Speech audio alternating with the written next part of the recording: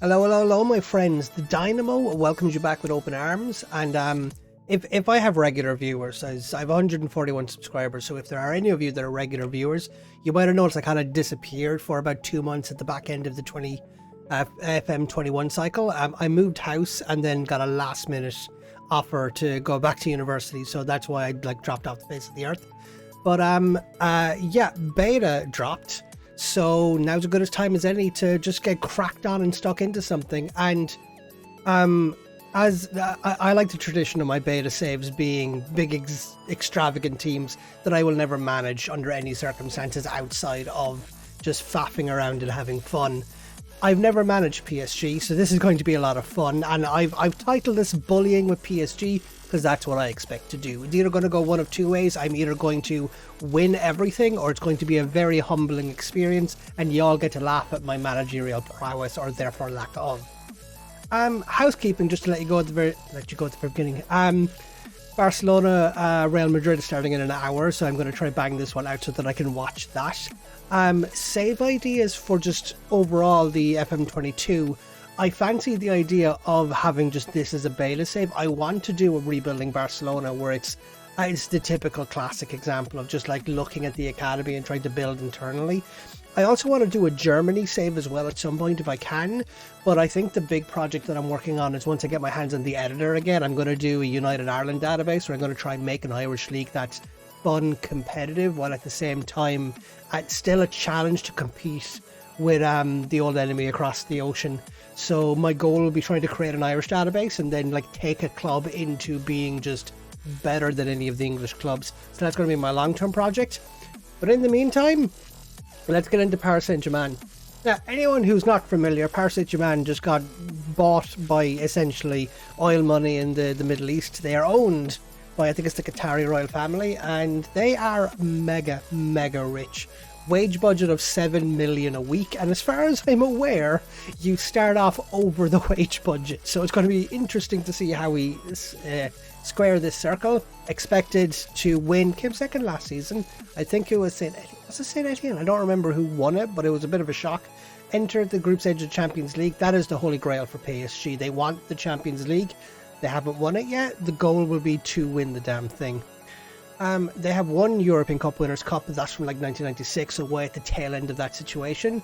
Their Ligue 1 performance has been all in the past decade, maybe past decade and a half, where they went on a streak from 2013 onwards. Everyone's familiar with this one, but it's a club without a huge amount of trophy history.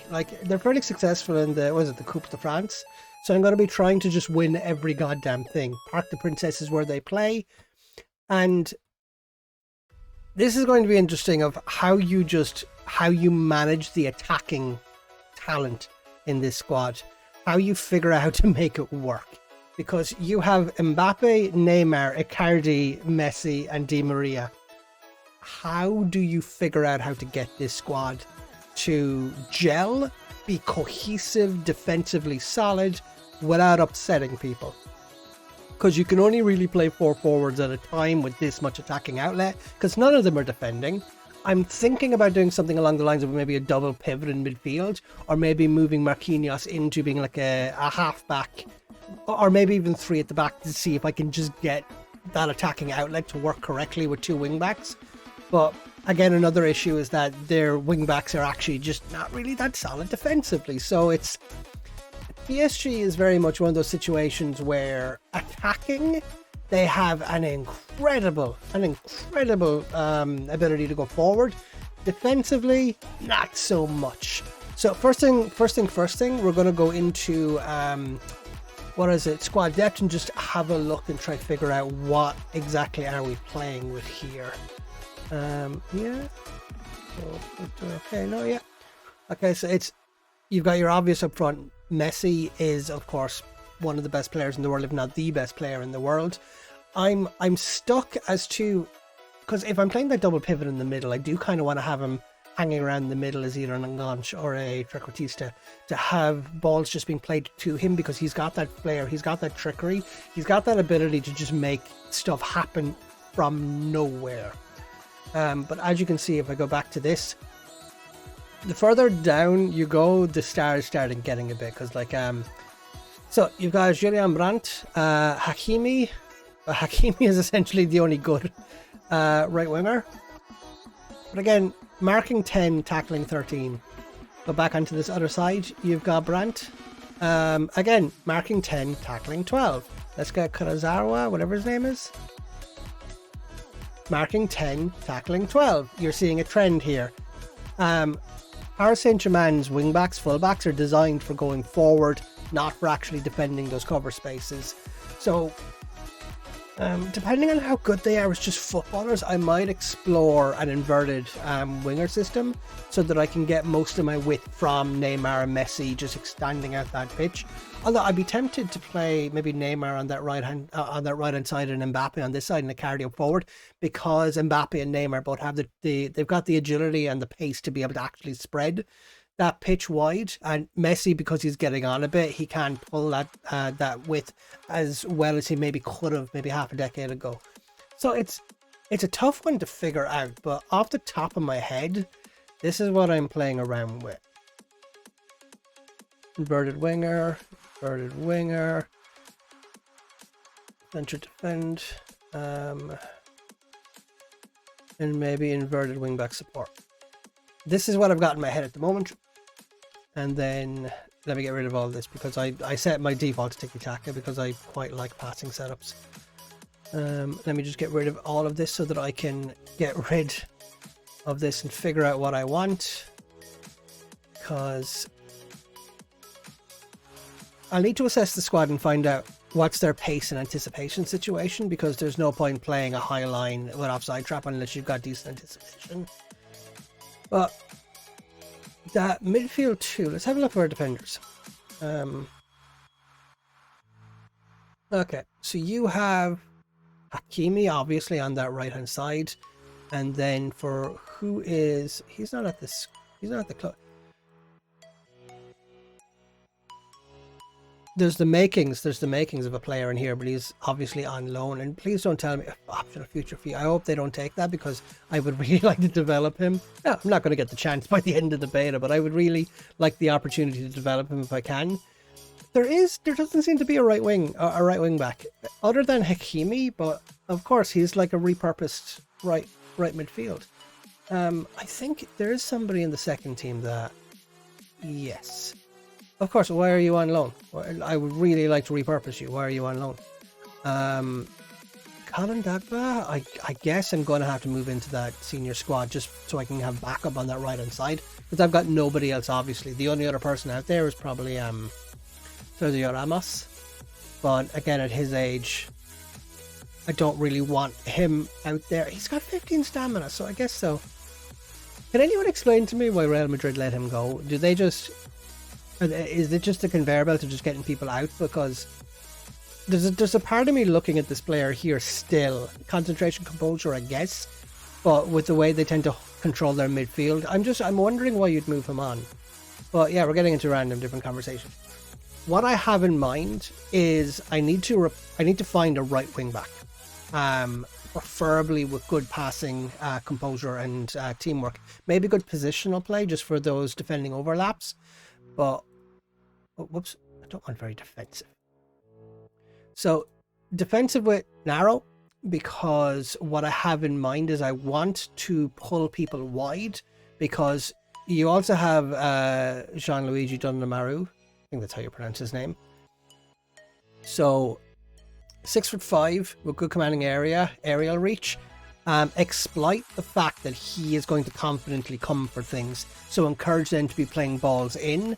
So I want to encourage with play to get them to kind of like get those crosses in, while at the same time exploiting my inverted wingers so that they'll defend those half spaces without necessarily hugging those wings, because I'm not expecting them to track back. So let's just let's play into a weakness and purposely design that weakness to be exploited so that we can in advance defend against that weakness. That's what I have in mind, and that's what I'm thinking, which is also why, again, the debate I am going to have for a long time is, am I going to play with a holding midfielder? Because you've got that double pivot, and I'm just not sure if Wijnaldum and Verratti are going to be enough. Let's pull into midfield. Oh, wrong one. Because sort by ability. Let's get rid of attacking midfielders. Wijnaldum, actually, can he play in midfield? Not effectively. Wijnaldum, now I'm a Liverpool fan, so I am a big fan of Wijnaldum. He's got that work rate, he's got that teamwork, he's got that stamina. There's a good industrious midfielder in him, concentration, first touch, anticipation even for just playing a good holding midfielder. Can play defensive midfield, can play attacking midfield, versatile, very good player. Very upset that he left Liverpool because I'm a big fan of him. Andre Herrera, he used to be United. I forgot we had him. He could be. Oh, this is a difficult choice now. Verratti or Herrera. Fuck, that's a difficult choice. Compare with Herrera.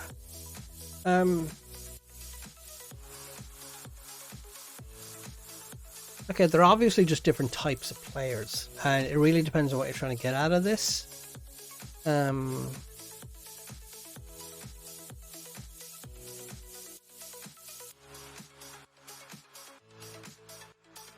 look, what attracts me to Herrera, he's arguably not the better player, but what he has, I'm looking at. Okay, they're about even over here, I guess. It was tackling and marking is what I was looking at in terms of, because what is more important to me is that holding pivot role. So I think I'll use pre-season to allow them to kind of like stake their claim of who's going to have that midfield alongside Wijnaldum. I'm leaning towards Verratti because he's got that kind of like that explosive creativity just to get out of problems. Also flair. Let's check his PP. Tries to get our ball, dictates tempo, looks to pass around them and score. See, this is what I'm afraid of. Tries to play way out of trouble. Because the way Verratti, oh fuck, this is so annoying.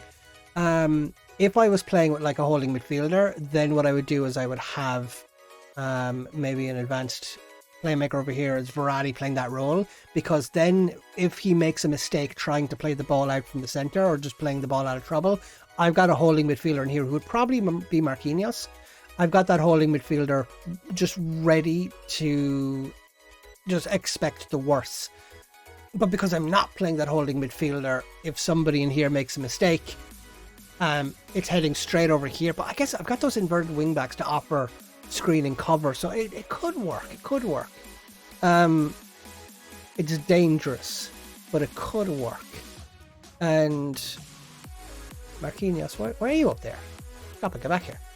Okay, so let's fill out a squad and just see where is it? Not a club, there we go. So who's going over here is going to be a very interesting conversation, because Neymar, Rafinha. You know, I was a huge fan of Rafinha at Barcelona. There's a part of me that wanted him to come to Liverpool because I thought he would have been a good right-sided inverted winger for a time. Oh god damn it, there's so much attacking talent in this squad. What do you do with it all? Julian Draxler.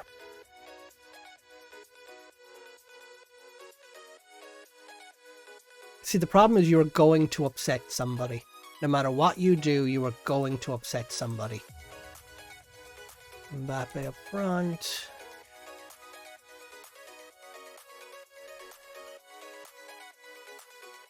See, I'm also playing around with this idea, doing this. Having a Cardi just up front, utilising that balance, heading, finishing, just being a poacher. Actually, just put him into that poaching role. And literally just have him hanging in the box and just trying to score. I like that idea of then using this midfield, have these two stretching that play as much as humanly possible. Stay wider. And then they won't have to compete for those outside channels, kind of like that wide channel and the half space, because I'm not using my wing backs to actually push forward. What they're going to do is they're going to push infields to support these two players. They're going to hang back. They become the more kind of advanced linking players, while also screening balls through the middle. And then you got Marquinhos and Ramos, as well as Gianluigi Donnarumma. This is what I have in mind to go with, and it's going to be interesting to see how it goes. While I'm here, before I let you go, let's take a quick look at facilities. Excellent, superb, excellent. Okay. Shall we buy the stadium? We're filthy rich. Why wouldn't we buy the stadium? And there is nobody coming through that I'm aware of that I'm very excited about. I guess it's just... I'm not going to try pronouncing that name because I will end up saying a curse word, and that's just not fair to him. 6'5", central defender, 16 years of age. We're going to give him games. We are going to allow him to develop. We are going to allow him to achieve his potential. Because why the hell would you not? Bravery, aggression, anticipation right from the off. He's got decent physicals. 15 strength. He won't be bullied. He's got vision. Passing, develop that passing. You know what? You could have a very rare player here with, if you develop those physicals, because he's got decent mentals, a lot of 10s in there, not too many beneath the 10. Like concentration is an 8, but sure, you can deal with that. Off the ball, you don't need off the ball if you're a defender. Teamwork 9, work rate 10. Again, you just lift that up a little. Heading 14. He's 6'5". You don't need huge heading if you're 6'5". You already have a massive advantage on that. So 14 at 6'5" might as well be a 20 in there. Yeah, why would you not give him games, especially with that aging back line? Ramos isn't going to be at the club forever. Get me out of here. Ramos isn't going to be at the club forever, and that back line looks quite. Actually, no, it's not as old as I thought it was. Marquinhos, 27. Piero Pereira, 6'2". Down, won't be bullied.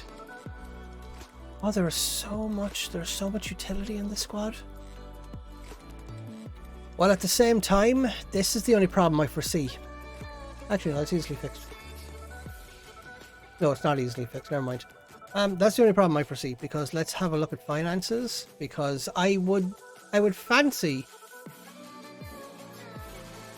Still going to make. We're making profits from the looks of it. What have we got in the bank? 280 million. Okay. So next time you catch me, I'm going to try get through preseason. Maybe have a preseason friendly against Real Madrid. I might not live stream. I might just like play this one live and get you in, and do the Trophy de Champions, and then pull in, because obviously the goal for this is going to be Champions League. That's what I'm aiming for. Those are going to be the main update videos that I want to clue you in on. Other than that, beta is out. I am going to be doing videos on the editor anyway, seeing if anything has changed. And if you want any particular editor videos, let me know. Other than that, I'm looking forward to getting into a good year. I've been looking forward to this one. Cheers, my friends. Good luck to you, and have a good one.